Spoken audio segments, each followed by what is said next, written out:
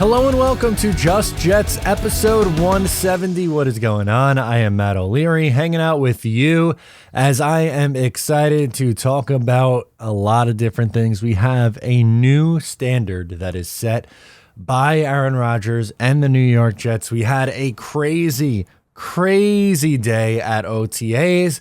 And we have your voicemails to get into. But before that, summer is coming and you better be ready. So make sure to head over to Manscaped and pick up something for your summer body. They got the full body grooming and hygiene products. Don't be the guy at the beach with the Austin Powers chest hair. That's disgusting. Put that stuff away, man. Come on, you're better than that. And if you grew some winter man tits, the least you could do is make sure that they are hairless. Give them a quick shave. It's time to get ready for hot guy summer by going to manscaped.com for 20% off and free shipping with my code JETS20. That is JETS20. Or maybe you just want to smell nice and you could use the nice refined cologne. I love the cologne. I pop it on every morning. It's the absolute best. So make sure to check it out and use my code JETS20. All right.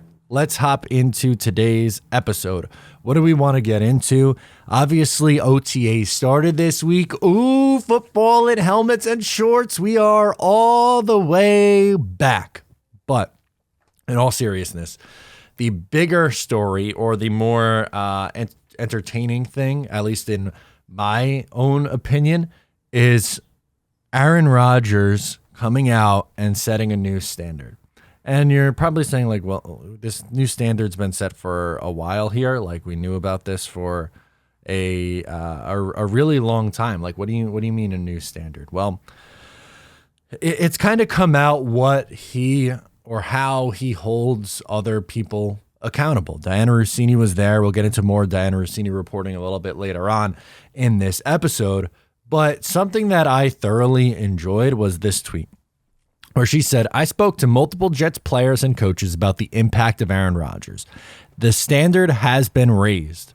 The little details are significant to Rodgers. Everyone is being held accountable in meetings and on the field. Rodgers has a lot of say. He's all in. Trust is building. And some of the things that like the more we got a little bit more details on what each of those things mean, but focusing on the little things, that's what winning teams have to do. Over the last few years, or after the last long while, it felt like the Jets have been so bad at the little, small details. And that stuff matters. And maybe, especially in like the Adam Gase days, they had so many problems that some of the, minor things, probably not as much of a big deal.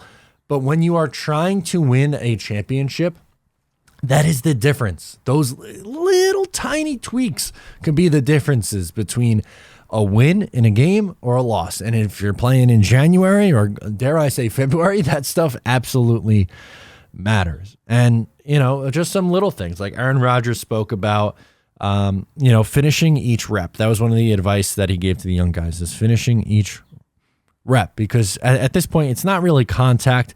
But if you're going 100% of the time, all the time, and with these these little drills, like that's why these guys are so good, and that's why I'm glad that Aaron Rodgers is here. Not just because he's going to help the team win, but again, seeing greatness up close and the preparation that goes in to get them to that point, it's going to be nice for that to rub off on the other quarterbacks and the rest of the roster. The quarterback is your leader, whether you want to admit it or not, right? Like you could have CJ Mosley's a captain. Quinnen Williams, is a leader on this team. The Jets have leaders. And even some more veteran guys like CJ Uzama is a leader on this Jets team and on the offensive side of the football. The quarterback's leading you into battle. And what they say goes. And if he's commanding this amount of respect and commanding this much attention to the details, that to me is the best part. Making sure that everything is done right. And also working things out with Nathaniel Hackett. Not to the point where it's like, oh, it's Aaron Rodgers running the show and Nathaniel Hackett's not really doing anything. But collaborating and working together. And I think that's something that Mike LaFleur didn't really have, because, he was kind of inexperienced, was they didn't have that collaborative effort. It was, this is what we're going to do. I'm up here teaching it. You're there listening. It wasn't this kind of back and forth. And it feels like there's an open line of communication with Rodgers. And granted, he's the veteran and he's earned that right. And, so maybe some of these other guys didn't necessarily earn that right yet. But I'll take that even as just a positive in what will likely be an upgrade from Mike LaFleur to Nathaniel Hackett.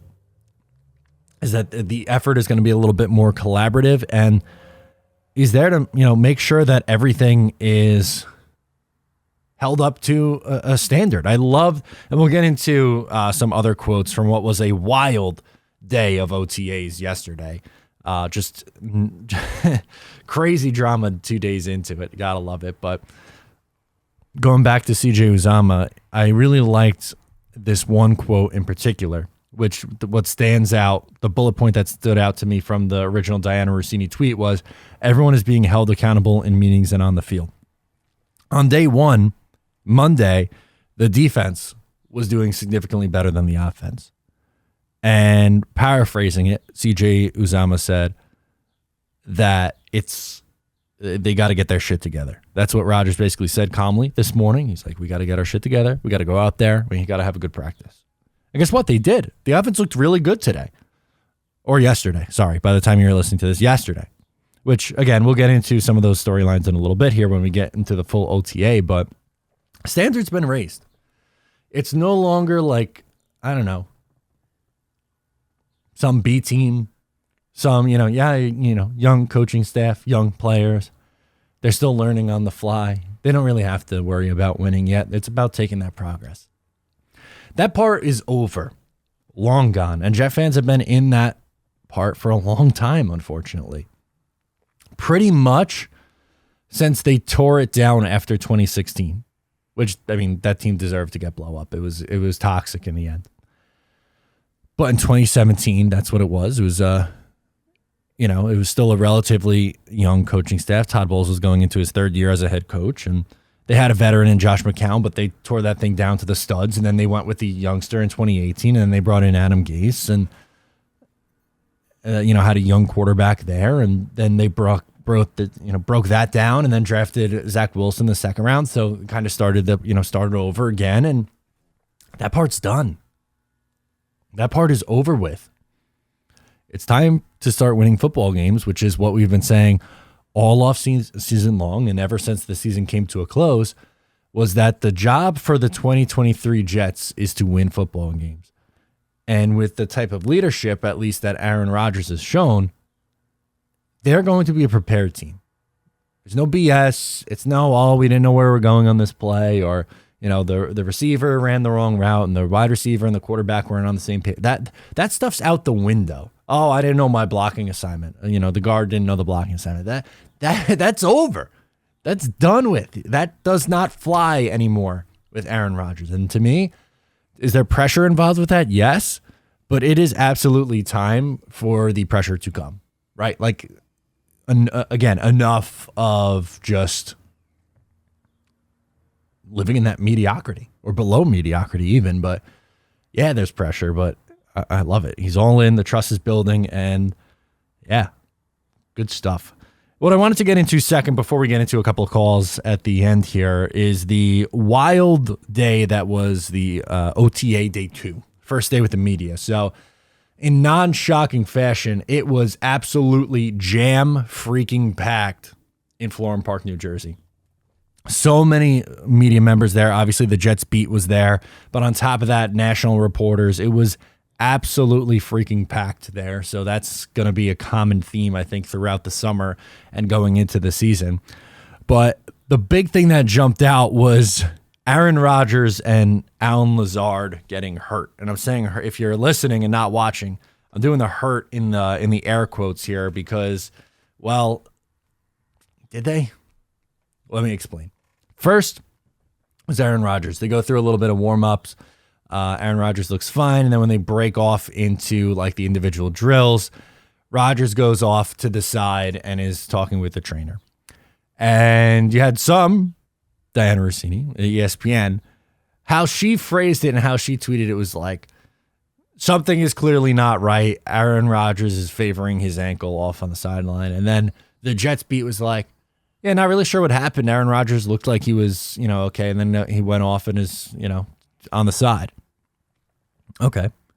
He didn't come back in and practiced, but he stood out on the field or stayed out on the field. I think if they were really concerned, don't you think they would have went in the building, taken him completely off the field, and instead was just coaching up, was around, involved in practice. Well, he wasn't taking the reps, but he was there involved with Hackett and the team around him. It's not like he just, went off or sat on his own. He was still very much so involved. So that was just very weird, the coverage of it. And he then spoke after the fact. We'll get into some Aaron Rodgers quotes from after the fact, but it wasn't his ankle, actually. It was the calf.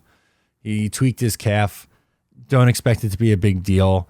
They'll be probably slow this week, I would imagine. And then from there, they'll remain cautious. He wasn't the only one who didn't practice. You didn't see much Sauce Gardner. Michael Clemens didn't practice. No Mekhi Becton.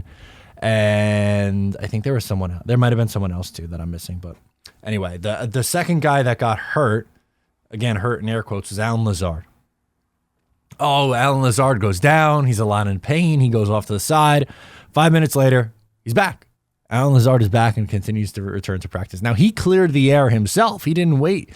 It's not like he went into a press conference or someone asked Robert Saleh. He said on Twitter that he was hitting the gonads. His words, not mine.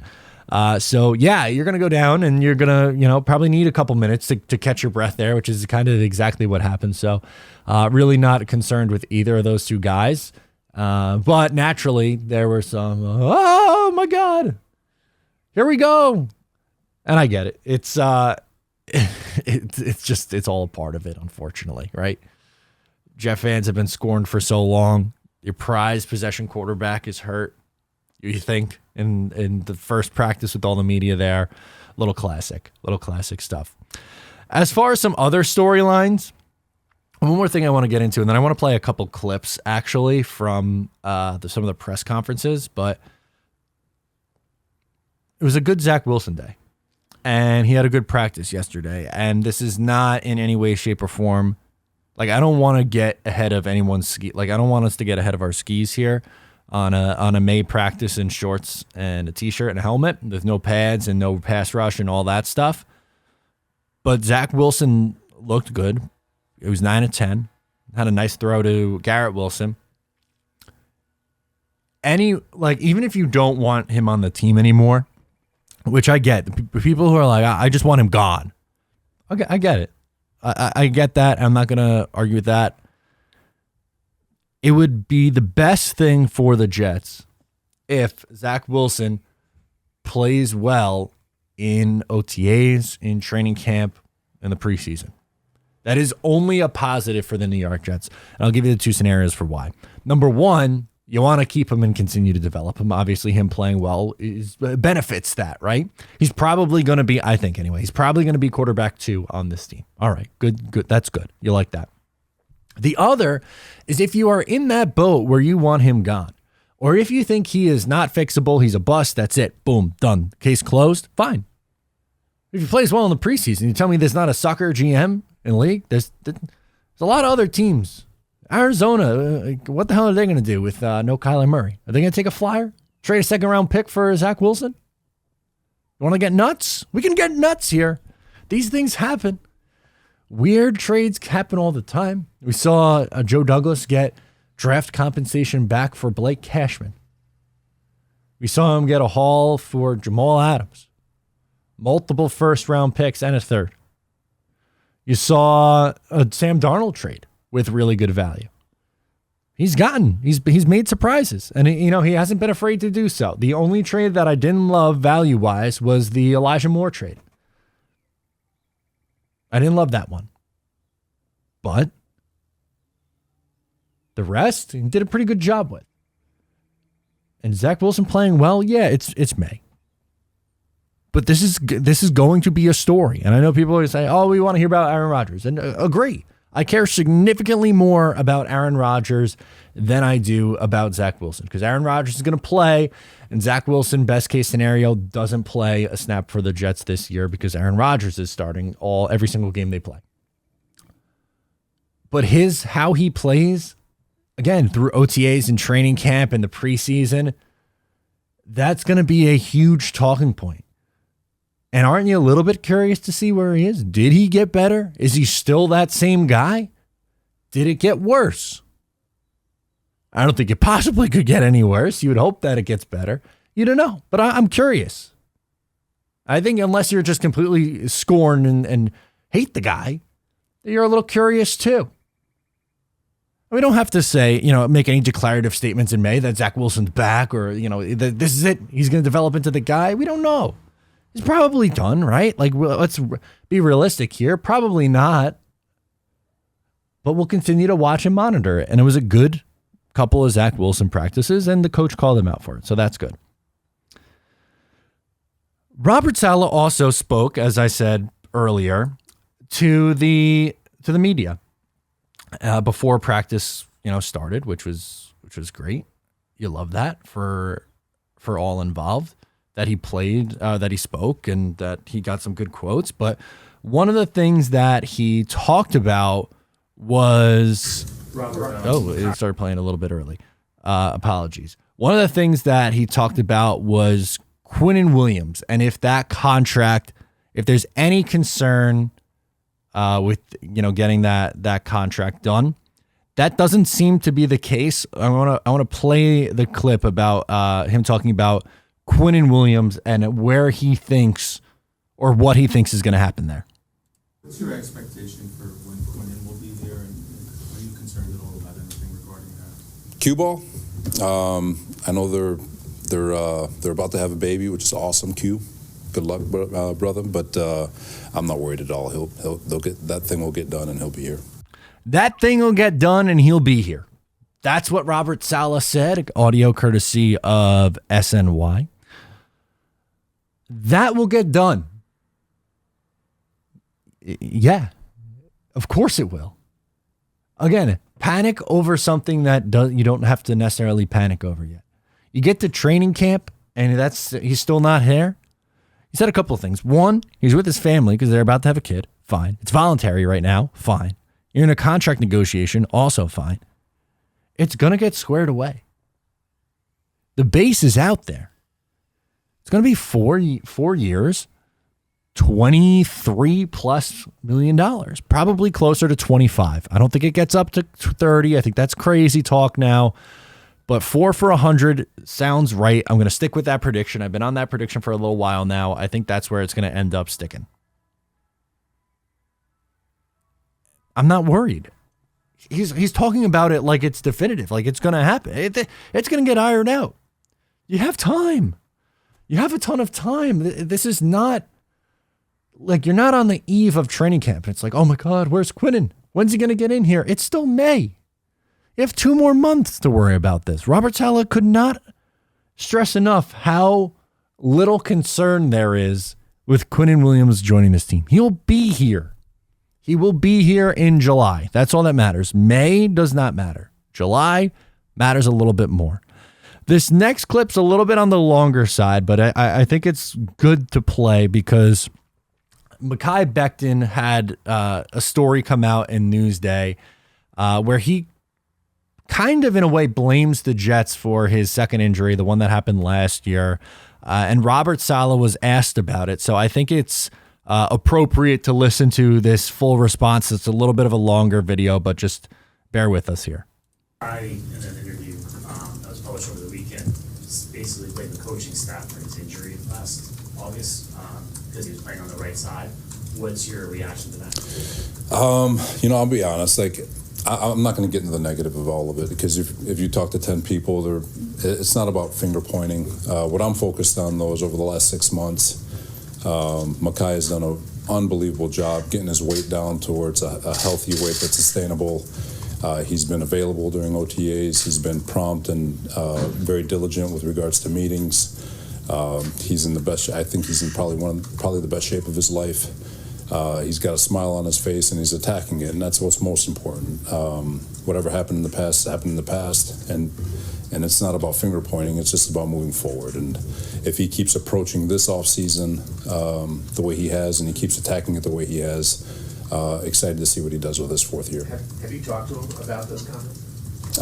Yeah, we talk all the time. He's fine. It's like I said, he's in a really good place, and I want to keep him there. Does that change how you might use him positionally this year? No. Best 5 are on the field.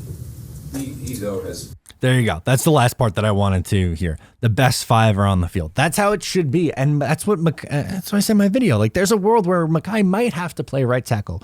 Yeah, he can win the left tackle job, sure. It's not a 100% guarantee that Dwayne Brown is the starting left tackle. But if Dwayne Brown looks like a solid contributor and they want to get him on the field, and he's only played left tackle in his entire life for decades and has had many years of success in this league at that position, well, I'm sorry, Mekhi, you might have to play right tackle. And is he not going to do it? I don't think that's the case. He understands that. But it sounded very definitive early on that it was like, oh no, I'm a left tackle. Which, yes, that's your natural position. I'm sure that's where you want to play. But are you going to take backup left tackle or are you going to take starting right tackle? I think you take starting every time. And sure, Max Mitchell, maybe he comes back and wins that job. Or maybe it's Carter Warren. I think that'd be surprising. I don't think they expect Carter Warren to play this year. That would be my anticipation anyway, that they don't really expect him to play. Then, Mekhi might have to say, like, look, or Mekhi might just have to realize that this is just something that you got to do. You got to be able to play on that right side if you need to. I don't know.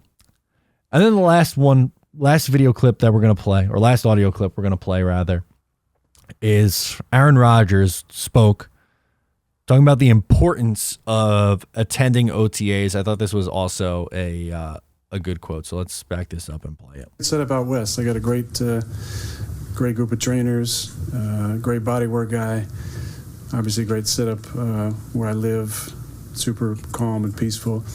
And when you're in the same office for a long time, the off season is really for the young players. But with a new offense being my first year here, I really wanted to be around for at least some of the beginning things to just let them know kind of how I like to do things. Like I said, some of the code words, some of the little adjustments, some of the ways I see the game, sparking that conversation. The worst thing you can have is sitting in a meeting and have a coach up there just talking the entire time with no interaction. So that might be the standard at some places, but I just never feel like that's been the right way to do things. It needs to be a free-flowing conversation between the coaches and the players. It needs to be feedback. You need to call on guys. So I'm, allowed to do some of that stuff, and I think it's important just so guys are paying attention and they can know at any point they can get called on to answer a question about something. And so just being here with Hackett to help him put the offense in. Obviously, it's the same system that we kind of tweaked between 19 and 20 and ran in 20 and 21 when he had a lot of success. So, yeah, there you go. To me, that stands out a lot, is that he's here with Nathaniel Hackett. Why at this point is Aaron Rodgers still here at OTAs?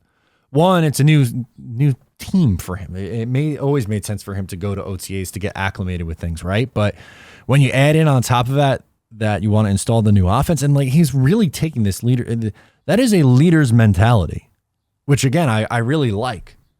I like to hear that he wants it to be a dialogue between the players and the coach. You don't want it to just be up here. This is what we're gonna do for this play. Blah blah blah blah blah blah blah blah blah.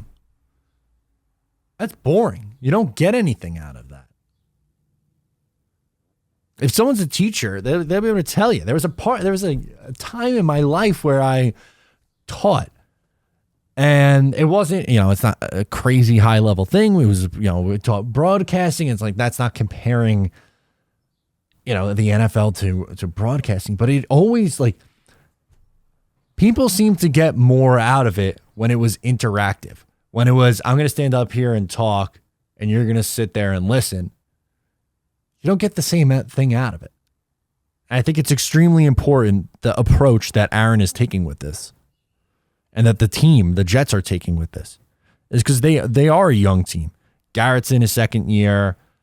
You have Brees is still young. On the defense, it's a young core. They don't have a ton of experience yet, but Aaron's showing them like this is the right way to do things. He has won a Super Bowl. He was on a team that pretty consistently made the playoffs. They didn't win it every year, and I think we're just, as a fan base, I don't want to go too off the rails or too off the beaten path with this. I think we got a little too blinded with the insane success that Tom Brady and Bill Belichick had together, that winning a Super Bowl, just getting one, isn't enough now. When that was always the standard was to win a Super Bowl. It was always, that's a Super Bowl winning quarterback. Now, because you watched Tom Brady win 7, which is just this crazy outlier thing, Aaron Rodgers only has 1, and it's like, well, that's the story. Aaron Rodgers, he only has 1 ring. Brett Favre, that guy, he only finished with 1 ring.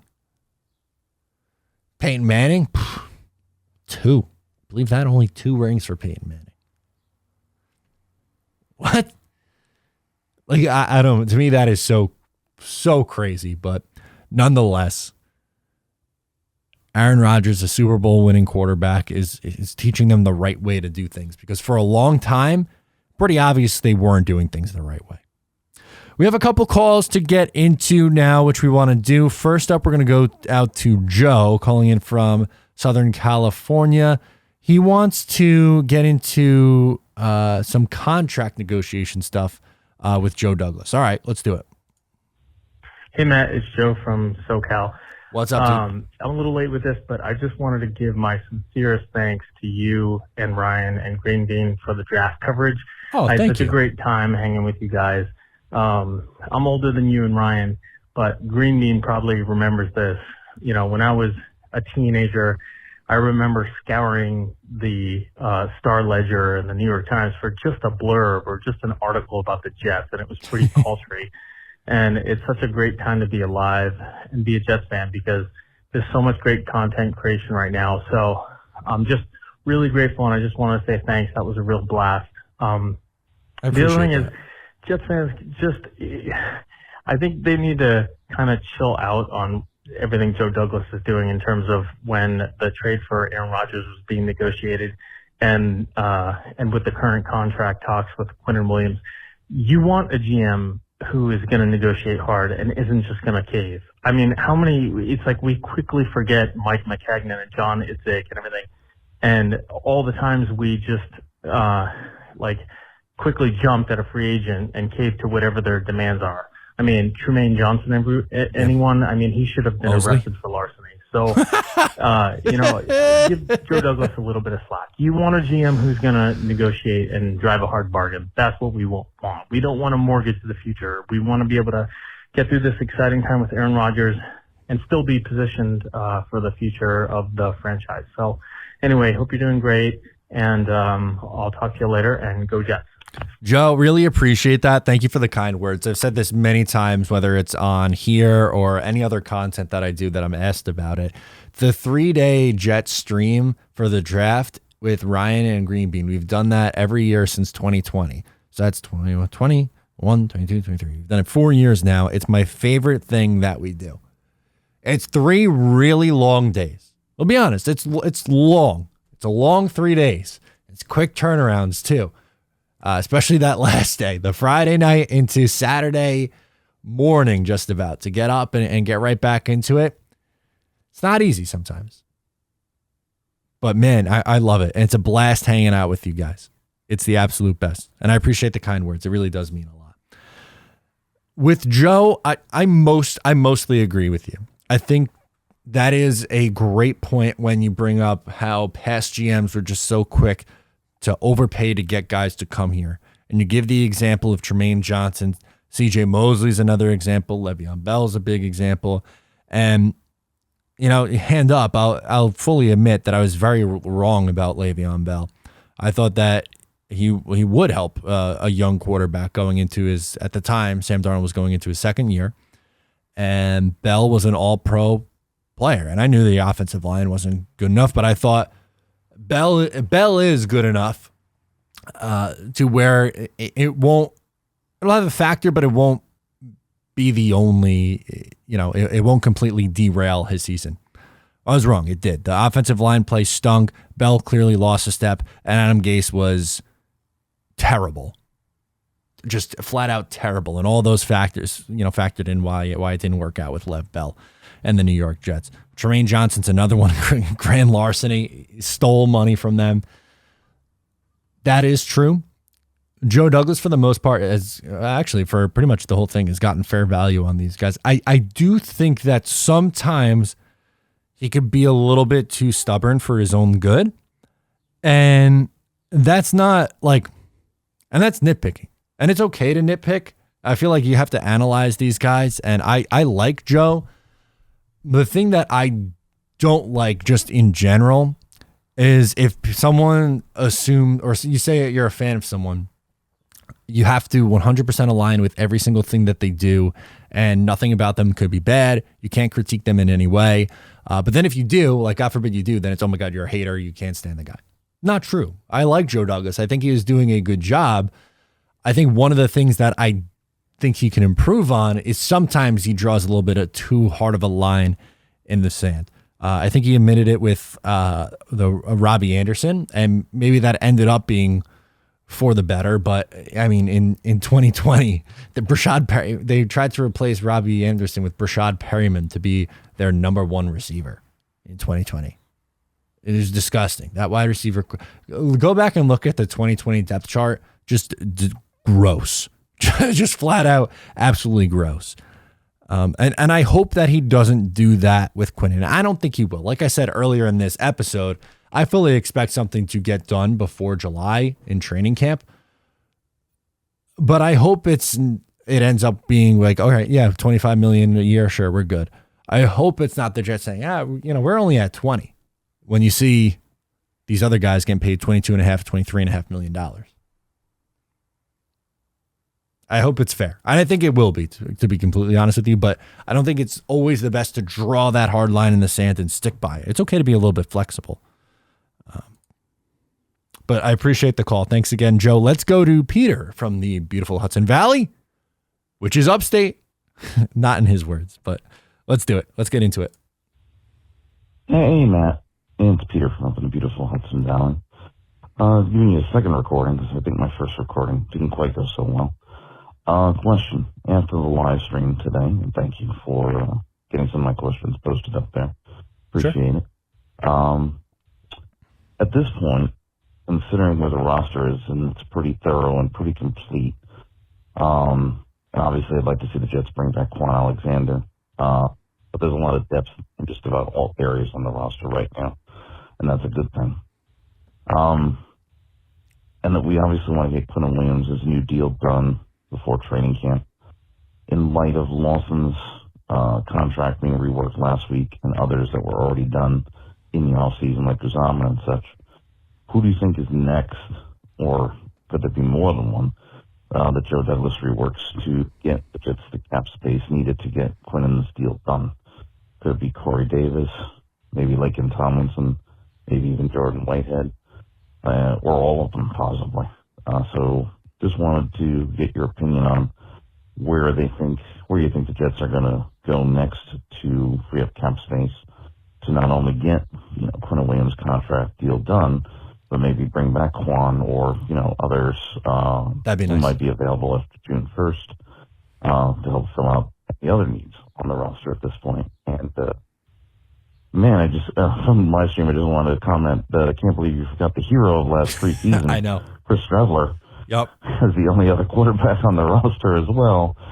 He had such a great preseason and we're hoping for that again this year. But anyway, as always, go Jets. I appreciate that. Thank you so much again, Peter, for calling in. Appreciate it.